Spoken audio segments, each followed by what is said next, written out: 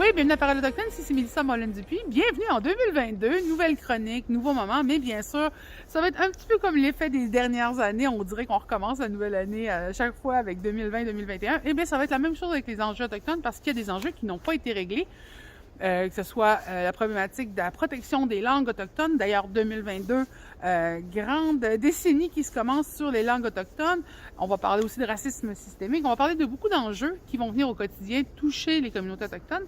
Et on commence l'année en feu parce que on a eu une annonce de 20 milliards de dollars, 20 milliards, pas millions, 20 milliards de dollars, ce qui est un chiffre quand même assez astronomique, pour compenser les enfants qui sont passés à travers le système des services sociaux. Donc, les gens ont des réactions assez mitigées, des fois des réactions très joyeuses.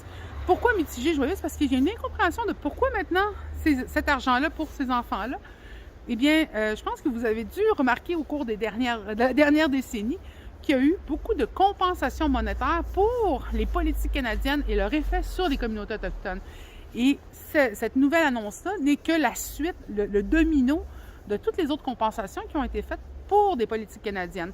Donc, on va penser aux pensionnats, on va penser à la rafle des années 60, aux écoles de jour, et aujourd'hui, justement, les enfants qui sont passés à travers le système des services sociaux. Pourquoi? Parce que ce sont des politiques qui ont été mises en place, et ces politiques-là ont eu non seulement des effets dévastatrices sur les communautés autochtones, sur les liens familiaux, mais aussi sur le sentiment de sécurité et le sentiment, d'ailleurs, qu'il y a une problématique de racisme qui existe, de racisme systémique dans les services qui sont offerts si on est autochtone. Et là, j'ouvre une boîte de Pandore, je pense qu'on est plusieurs à l'avoir ouvert d'ailleurs. Pourquoi est-ce que c'est une problématique? Parce que les services sociaux sont supposés d'être là, tu sais, la DPJ, les foyers d'accueil sont là pour aider les enfants, mais par le passé, et encore aujourd'hui, malheureusement, ces systèmes-là, ce service-là, était souvent un service soit punitif, un service qui a été déconnecté justement des réalités non seulement culturelles, mais familiales aussi des communautés autochtones. On refusait de placer des enfants qui auraient pu être placés dans des familles directement, dans des familles proches, grands-parents, oncles, tantes, parce que justement, selon la liste des services, ça ne représentait pas les standards, mais c'est très dur pour une communauté autochtone de représenter des standards quand justement on connaît toutes les problématiques de sous-financement par rapport aux maisons, par rapport aux services et aussi au grand nombre des familles qui vivent dans des fois une maison. Et ça ne veut pas dire que la maison est insécure, ça ne veut pas dire que la maison n'a pas de l'amour, c'est juste qu'on a forcé un système sur des communautés qui ne pouvaient pas mettre à jour des maisons et des foyers aux standards non autochtones. Et ça a fait que beaucoup d'enfants ont été envoyés dans les villes, loin des communautés, ont été détachés de leur famille, détachés de leur langue, de leur culture, n'ont pas pu être accueillis justement dans leur cercle proche. L'effet, c'est la perte de la langue, la perte de la culture, comment je peux dire, un isolement aussi culturel, mais non seulement culturel, mais aussi racial. Faut pas l'oublier.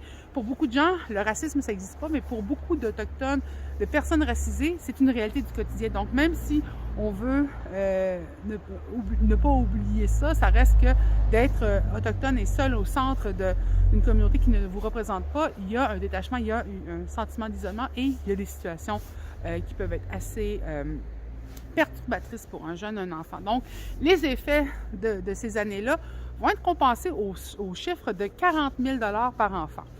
Et là, on a entendu beaucoup de commentaires « Oh, wow, c'est généreux, ah, c'est bien, c'est des chiffres. » Ce n'est pas généreux, ce n'est pas bien, c'est la compensation. C'est dire qu'on élève un chiffre un chiffre vraiment au niveau de ce que l'on pense pourra compenser les effets dévastateurs de leur enfance.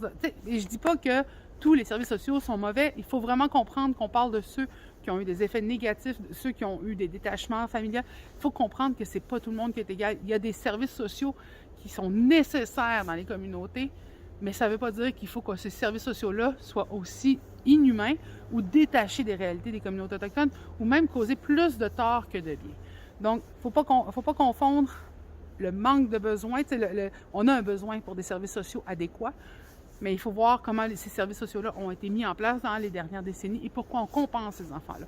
Et si on devait vous compenser pour les effets justement d'avoir été arraché à votre famille, d'avoir ce détachement-là qui existe et qui est un des impacts de la colonisation et justement de la forme du système qui est raciste. 40 000 $, est-ce un chiffre suffisant?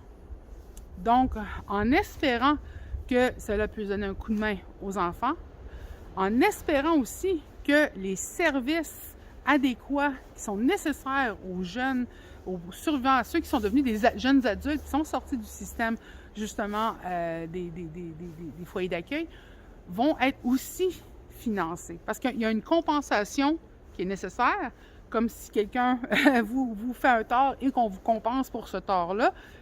Tout le monde peut avoir ce genre de justice-là. Ça, c'est une chose. Mais ensuite, est-ce que le système va pouvoir aussi faire en sorte que le filet social qui est nécessaire pour défaire toutes ces décennies-là de problématiques soit aussi financé? Ça aussi, c'est quelque chose qu'il faut garder à l'œil. Comme j'aime beaucoup citer Cindy Blackstock, c'est encore sur papier. Il faut voir comment ces montants-là vont être mis en action. Et il faut garder à l'œil aussi qu'il y a des réalités qui n'existaient pas dans la tête des gouvernements il n'y a pas si longtemps, c'est-à-dire qu'il y a une réalité quand c'est des communautés autochtones dans les communautés, ce qu'on appelle les réserves ou les communautés à l'extérieur des milieux urbains, et une nouvelle population en milieu urbain qui est grandissante, qui existe et qui justement, tous ces jeunes qui ont été envoyés dans des foyers d'accueil, des fois se retrouvent dans le système urbain et ont besoin de services adéquats et appropriés. Donc, on va voir comment le financement autour des communautés et le financement autour des services qui sont nécessaires en milieu urbain va être fait. Donc, il faut vraiment avoir un équilibre qui va se créer dans cette réalité-là, qui ne peut pas être ignorée. Et aussi, il va falloir qu'on parle de la discussion qui va s'en venir sur le retour culturel de beaucoup de jeunes, parce qu'ils vont être souvent confondus justement avec une réappropriation culturelle et ne pas confondre avec appropriation culturelle. On parle d'une réappropriation, donc leur culture qui leur a été arrachée, enlevée par justement ces placements forcés-là ou par le système qui les a amenés vers ça et qui ne leur a pas fourni leur identité culturelle et comment eux vont pouvoir se reconnecter versus des gens qui vont peut-être aller faire de l'appropriation culturelle et dire « oh, mais c'est une connexion qui existe pour tout le monde ». Donc, il faut vraiment, on va avoir des discussions à plusieurs niveaux et avec 20 milliards de dollars, vous pouvez imaginer aussi que ça va faire venir des gens qui, des fois, ne sont pas autochtones, n'ont pas cette réalité-là liée à cet historique-là, mais l'argent peut aussi, des fois, faire sortir, on dit, les chauves-souris des placards. Donc, tout ça va amener une très grosse discussion des choses qui vont venir dans les prochaines années et qui vont ensuite engranger vers une réconciliation qu'on espère pouvoir dire qui est réelle, qui est enclenchée et qui va guérir les communautés, qui va leur permettre justement de revenir à une norme de vie qui est adéquate pour n'importe quel membre de la population canadienne. Et ça, c'est très important de voir comment ce regain culturel-là, ce regain linguistique-là est important pour toutes les personnes qui sont sorties du système.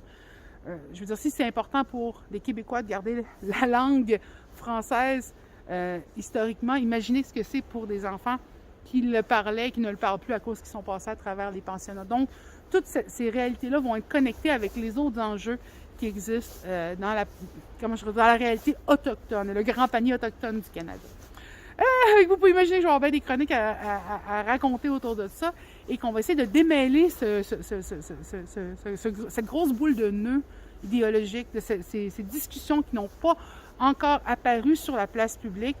Le fait qu'il va y avoir des gens qui vont avoir des opinions dessus et qui n'ont pas la réalité justement des communautés autochtones, des gens qui sont de la réalité autochtone et qui veulent regagner, revivre justement cette connexion-là avec leur culture, parce qu'il y a un aspect communautaire, revivre des fois une connexion avec la famille, parce que des fois il y a une distance qui a été faite justement entre les familles et le jeune membre, mais les familles veulent pouvoir réaccueillir la personne qui a été envoyée justement en foyer d'accueil. Il y a tous ces enjeux-là et vous pouvez imaginer que c'est un enjeu de cœur et c'est un enjeu qui va toucher beaucoup l'imaginaire canadien. Donc, vous risquez d'en entendre parler dans les prochaines années. Je suis essoufflée juste au travail que toutes les personnes qui vont être impliquées là-dedans vont avoir à faire, mais quand même 20 milliards pour commencer justement à réparer, parce que c'est monétaire, là. c'est pas l'action de la réparation. Il ne faut pas oublier que beaucoup de gens qui ont reçu des réparations monétaires pour les pensionnats, pour la rafle des années 60 et aussi pour les écoles de jour, c'est pas sur le montant d'argent qu'ils ont réussi à se guérir, c'est surtout l'accueil, l'ouverture, l'amour qui a été donné envers les personnes et le fait qu'on les a écoutés et entendus. Alors, je vous souhaite un bon début d'année. N'hésitez pas à envoyer des questions, n'hésitez pas surtout à partager notre chronique. On travaille très fort pour pouvoir essayer de démystifier les enjeux, de les rendre digestibles, parce que des fois, c'est des montagnes qui se présentent à nous. Et ça, c'est parce que ça fait des décennies que ça aurait dû être discuté. C'est des décennies de réalités qui n'ont pas encore été mises sur la table des Canadiens et des Québécois. Donc, n'hésitez pas à les partager, n'hésitez pas à en discuter, mais surtout, n'hésitez pas à écouter la population autochtone et ce qu'elle a à partager. Bonne semaine!